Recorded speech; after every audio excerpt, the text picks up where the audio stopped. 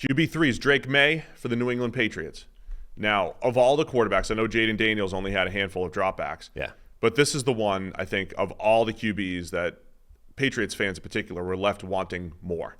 Because Maye supposedly is in this QB1 battle, right? Jaden Daniels is going to be QB1 for Washington. Drake Maye is supposed to be competing with Jacoby Brissett, but Maye only gets one drive.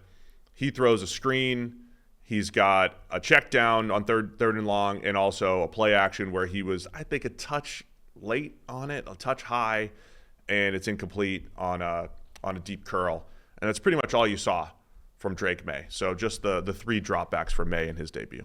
Yeah, so again, small sample size, didn't get given much opportunity, even in his time playing. That was rainy, so maybe that influenced things. But he handed off the ball like half that drive as well. It's not even like they were just putting the ball in his hands and letting him go to work. 3 passes, 2 of them I think were high. And again, I don't know if the rain factored into that. The ball he was in the rain. Context is important here, right, man. If the ball was just coming out of his hand a little bit earlier than he wanted it to. But it's kind of the opposite of the Jaden Daniels thing, right? Incredibly small sample size, but you were a little bit discouraged rather than encouraged, right? We didn't really see him do much positive. We saw a little bit of negative in terms of the ball coming out of his hands high, and then everything else was just he didn't get given any more opportunity to do more. Meanwhile, in the same game, fellow rookie Joe Milton has a big splash play where he runs around and picks up a first down, and then, look, there's a busted coverage. Yeah. And then he throws an absolute laser beam because that's what he has. I love the name Bazooka Joe going around for Joe Milton.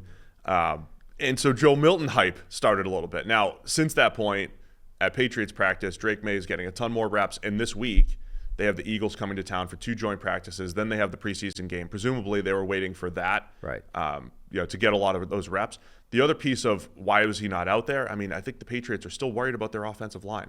And this comes back to the age-old question you and I always bandy back and forth.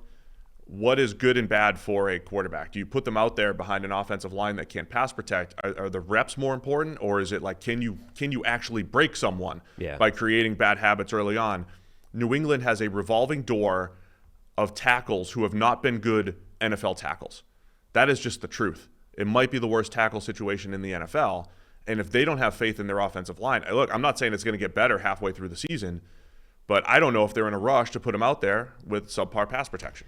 Yeah, I mean, I think generally there are interesting decisions to be made now in preseason about when you actually want to get guys reps. So the other side of the ball, and not a rookie, but I thought this was an interesting decision with Bryce Young, right? The season Bryce Young had and the offseason that Carolina has had in terms of upgrading everything around him, right? Receivers, offensive line, coaching staff, to choose to not play Bryce Young at all in this game, I think is interesting. Bryce Young feels like the guy that you want to get reps right now in a new system with new help. Now, Xavier Legette, their first-round wide receiver, was injured. The veterans were given the night off. But again, that's a combination decision, right? Like if you were playing Bryce Young, you would also be playing Adam Thielen, et cetera. So I don't know. I thought that was kind of interesting that they chose not to give Bryce Young any kind of reps whatsoever. I feel like Bryce Young actually needs those preseason reps to try and get his confidence back and to try and get, acclimatized to this new Dave Canales offense and, help him essentially transition and improve in year 2. And yet they were like, no, it's not worth it. The only thing I can really do is try to pull from those historic examples. So forgive me for repeating this one, but that was Jared Goff year 2.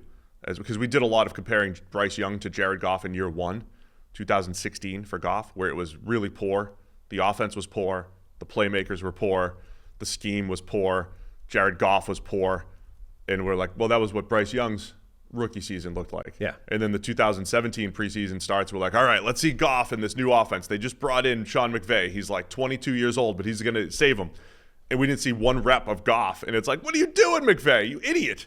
How do you not get this guy some game action? And then he goes out there and he looks like a completely different QB. I'm not saying they're not going to play Bryce Young at all in the preseason, but yeah, it'll be interesting if they give him a whole half of play in one of these last 2 games to just see how he is. I'll see what Eric says. Text Eric. Text Eric. All we can do right now is get text messages from Eric about what's going on at camp that I can't share. Right. Perfect. Yeah. All right. There's more sources we can't break.